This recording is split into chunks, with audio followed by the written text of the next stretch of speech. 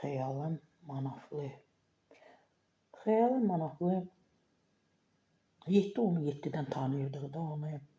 Çox maraqlı müğənni idi, maraqlı ifalar edirdi. Xırda musiqi rolikləri edirdilər onun üçün.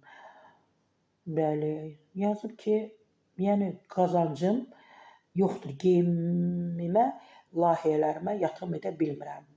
Arada, yəni Xəyalə xanım uzaqlaşdı efirlərdən, sənətdən. Bu da ola bilər. Yəni az halda göründü. Sonradan gəldi. Biraz onun üçün çətin oldu. Bəli, müğənni Xəyalə Manaflı onu tənqid edən yazanlara cavab verib.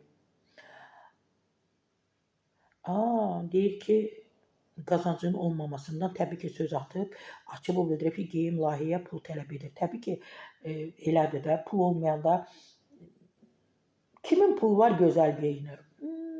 Əlbisələr, zinət əşyaları, saçlar, arxalar, dırnaqlar.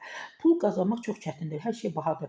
Mən müəyyən qism, daha doğrusu müəyyən qism qınayır ki, çıxmırsan, oxumursan, geyinmirsən. Bunlar bahadır. Sənətimdən qazanmıram ki, sənətimə, layihələrimə, görünüşümə, geyimimə yatırım edim. Bunu tamaşaçı anlamır. Əvvəlki yeniliklərimi görənlər xatırlayır. Məsələn, əvvəl Elnara Xəlilova fantastik yeniliklər edirdi. Onu production maliyyələşdirirdi, yatırım var idi. İndi yox. Xəyalə xanım, yurtdan düşməyin, canım mənim.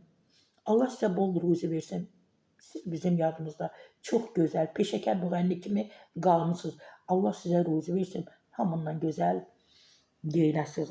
Abla məsləhəti Sarı Səfra Bahadurdan.